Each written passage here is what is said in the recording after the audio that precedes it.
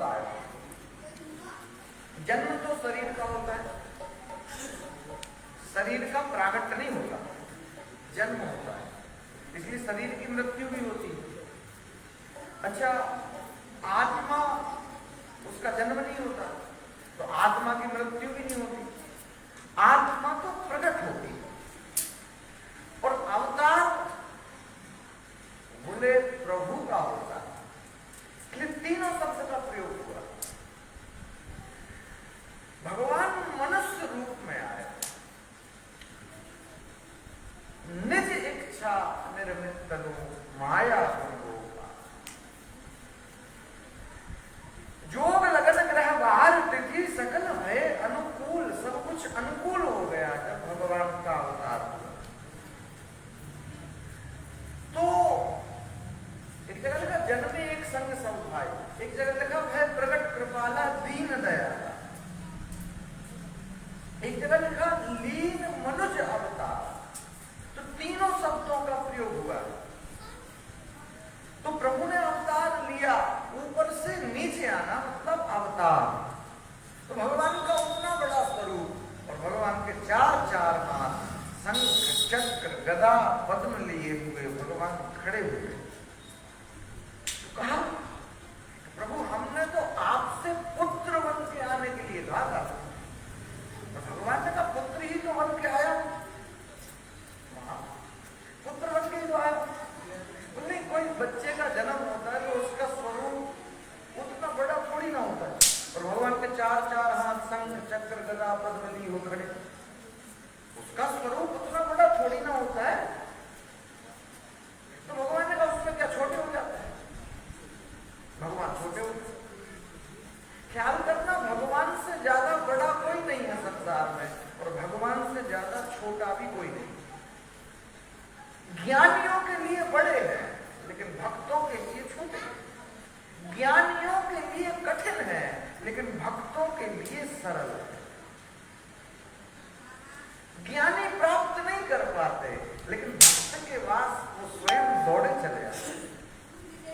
तो माने कहा कि कोई बच्चा जन्म लेता तो उसका स्वरूप उतना बड़ा थोड़ी ना होता है। तो भगवान ने कहा उसमें क्या छोटे हो जाते, भगवान छोटे हो गए। अब तो ठीक है, माने का अभी नहीं। क्यों? कोई बच्चा जन्म लेता तो उसके ऐसे अस्त्र शस्त्र लेके थोड़ी ना आता है। भगवान तो शंख चक्र गदा पद्म लिए हुए। तो भगवान ने कहा इसको अलग कर देते हैं, अब तो बढ़िया है, ठीक है। मैया ने कहा अभी नहीं। क्यों? कोई बच्चा जन्म लेता तो उसके चार चार हाथ थोड़ी ना होते, चार चार हाथ।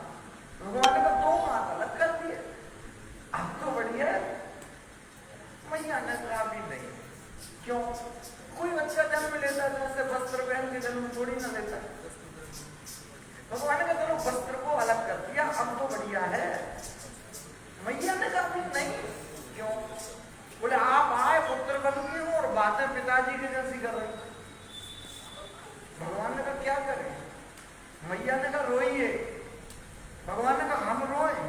मैया ने कहा और नहीं तो कि हम रोए? माँ के वचनों को सुन करके मेरे प्रभु ने रोना प्रारंभ कर दिया। सुनी वचन सुजाना रोदन ठाना, हुई बालक सुर रूपा, यह चरित जगावहि हरिपद पावहि, तेन परहि भव भूपा। प्रभु ने रोना प्रारंभ किया। और बच्चे का रोना बड़ा शुभ माना जाता है, बड़ा शुभ है। जन्म लेते हैं तो रोते हैं, रोते रोते आए थे, हंसते हंसते जाना हुआ। वैसे रोने में भी आनंद है। कभी रो लेते हैं ना, एकदम कुछ भारी भारी सा उतर जाता है, अश्रु बहे, कुछ भार था वो उतर गया, मन हल्का हो गया। रोकना समस्या है। कोई भी घटना घट रही है उसे घटने दीजिए। जैसे नींद आ रही है तो सो लीजिए, फिर जब उठोगे, जब पूरी नींद हो जाएगी तो एक बढ़िया ताजगी महसूस करोगे आप, हल्के से हो। भूख लगी है,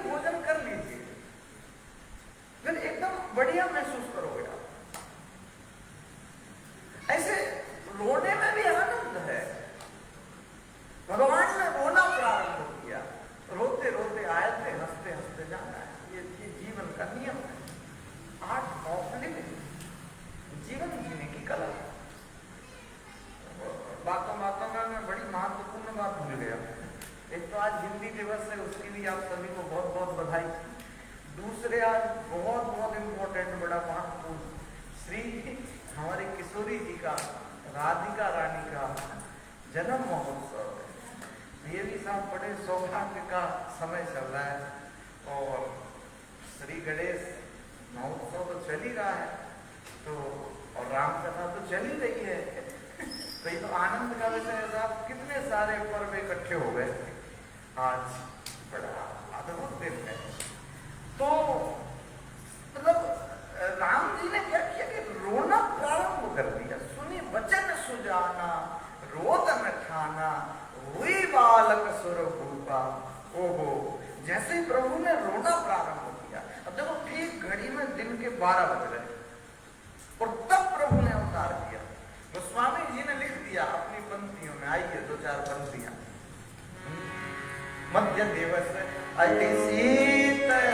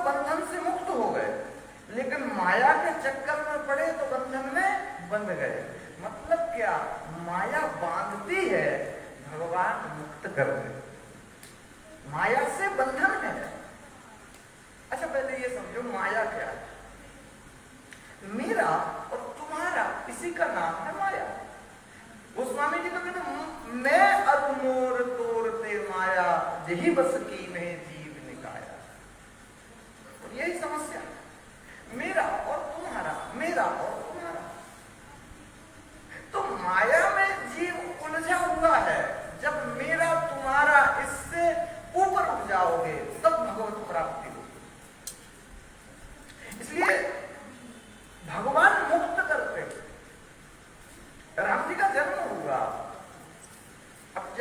ध्यान दो, मतलब दशरथ जी की कितनी उम्र हो गई,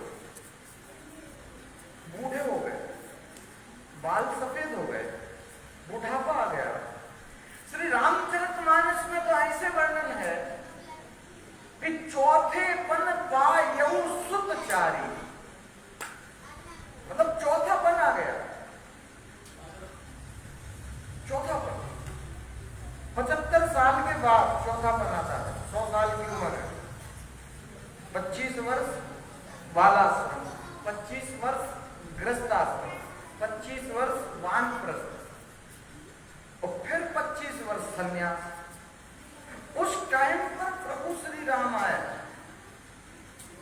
यानी कोई डॉक्टर के पास जाते तो वो तो मना कर देता, अरे इस उम्र में और बच्चा हो ही नहीं सकता, असंभव। लेकिन वो भी संभव हो गया, असंभव भी संभव हो गया। प्रभु ने अवतार लिया, घर घर में बधाइयां बज रही हैं, लोग सब गा रहे हैं। दिन के ठीक 12 बजे प्रभु का अवतार हुआ। मध्य दिवस अति शीत न धामा, पावन काल लोक विश्रामा। ये तो प्रभु जब आते हैं तो सब कुछ अनुकूल हो जाता है। जोग लगन ग्रह वार तिथि सकल भय, अनुकूल चर अचर हर्ष जित राम जन्म सुख मूल। ये योग अपने आप बन जाता है तो सब बढ़िया बढ़िया होता है, उत्तम ही उत्तम होता है।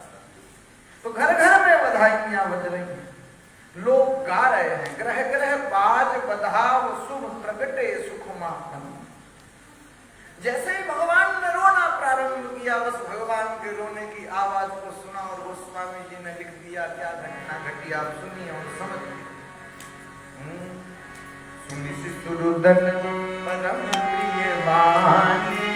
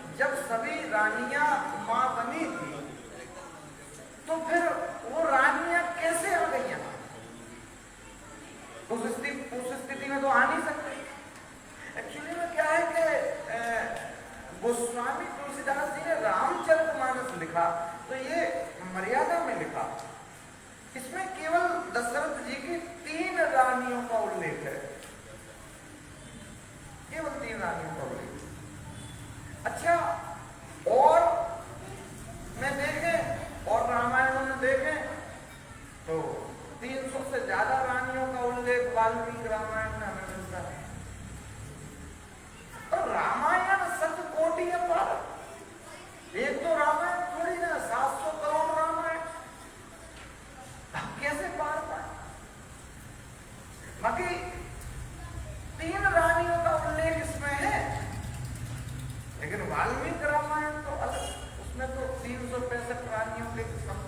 आनंद रामायण में भी ऐसे ही कुछ वर्णन है, आध्यात्म रामायण, काम्य रामायण, बढ़िया बढ़िया।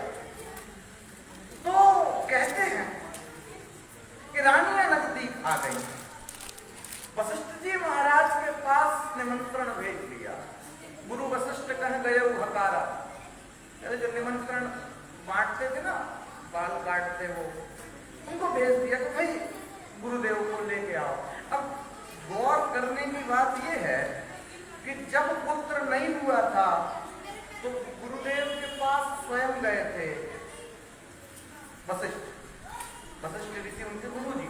तो वशिष्ठ ऋषि के पास स्वयं गए थे श्री दशरथ। ऐसा लिखा, गुरु गुरु ग्रह गयौ तुरत महिपाला, चरण लागी करी विनय विशाला।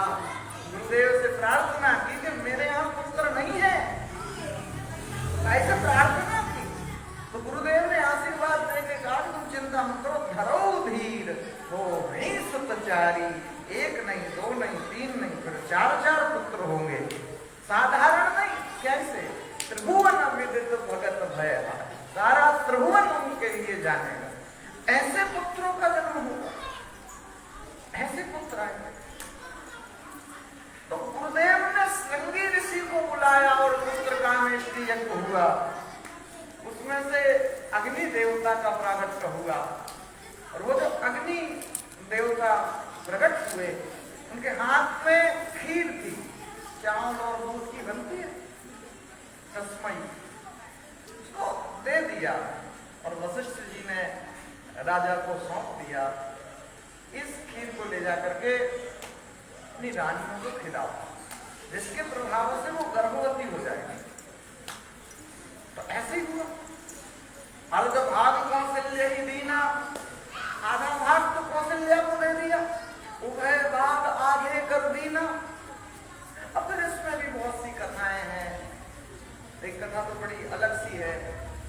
तो जो प्रसाद था ना, सुमित्रा मां को मिला, फिर कैकेयी मां को मिला।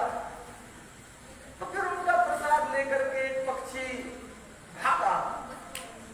और एक कथा ऐसी है कि वो अंजना जी एक वृक्ष के नीचे तपस्या कर रही थी, और वो खीर का प्रसाद ऊपर से छोड़ा तो हाथ में गिरा, अंजलि में गिरा। और उन्होंने सोचा चलो प्रसाद है, खा लेते हैं। और जिसको खाया, जिसके प्रभाव से श्री हनुमान जी का जन्म हुआ, ऐसी कथा का वर्णन। फिर अनेक अनेक कथाएं हैं। तो कहते हैं वशिष्ठ जी का आगमन हुआ, गुरु वशिष्ठ कहाँ गए हुआ हकारा। जब निमंत्रण भेजा तो श्री गुरुदेव भगवान पधारे। वैसे तो परमात्मा सब जगह है, लेकिन फिर भी उन्होंने अवतार लिया, मतलब निर्गुण ही सगुण हो गए, मतलब निराकार ही साकार हो गए। प्रभु ने अवतार लिया। तो सब घट मेरा साइया, खाली घट नहीं कोई। दिन के ठीक 12 बजे प्रभु ने जैसे जन्म लिया, तो सूर्य भगवान ने जब देखा राम जी को, तो सूर्य भगवान आगे बढ़ते ही नहीं, रुक गए, आगे नहीं बढ़ते। प्रभु के दर्शन, कई भक्त ऐसे बड़े बड़े मंदिरों में आगे नहीं बढ़ते, वो देखते ही रहते हैं। उनको कहना पड़ता है भैया आगे निकल जा, दूसरे दर्शनार्थी। मैं गया था उधर श्रीनाथ जी, काफी भीड़ थी, तो मतलब जब तक मैं पहुंचा तब तक धक्का लगा, मुझे ठीक से दर्शन ही नहीं हो पाए। होता है, पर बढ़िया है। मैं सोच रहा था, मैंने कहा दर्शन तो हुए नहीं, समस्या है। फिर मेरे मन में एक विचार आया, मैंने सोचा चलो कोई बात नहीं, मैंने भगवान को नहीं देखा, उन्होंने तो मुझे देख ही लिया। मैंने नहीं देखा तो कोई बातचीत नहीं, उन्होंने तो देख ही लिया, वो तो देख ही रहे हैं। तुम परमात्मा को अगर नहीं देख पाओ, कोई बातचीत नहीं है। परमात्मा ने तुम्हें देख लिया कि भाई तुम आ गए हो, इतना ही पर्याप्त है, इतना ही आनंद है। तो कहते हैं कि प्रभु का अवतार हुआ है और सूर्य ने 1 महीने का एक दिन बना लिया, वो स्वामी जी ने लिख दिया। आइए पंक्तियों के माध्यम से समझते। कोलुग देख पतंग बुलाना, एक मास तेरी रात लगाना।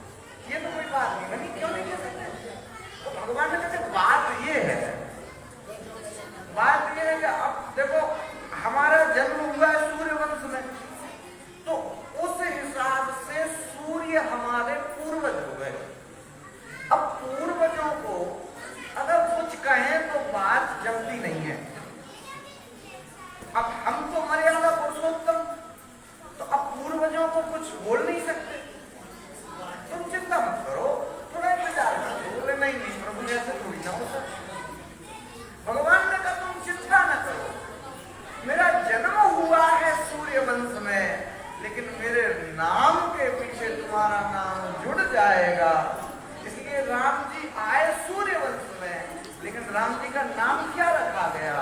बोलिए राजा रामचंद्र भगवान की। थोड़े धीरे से बोलना है। बोलिए राजा रामचंद्र भगवान की।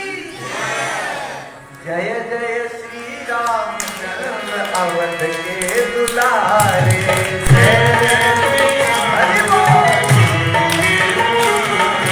जय जय श्री रामचंद्र अवध के दुलारे।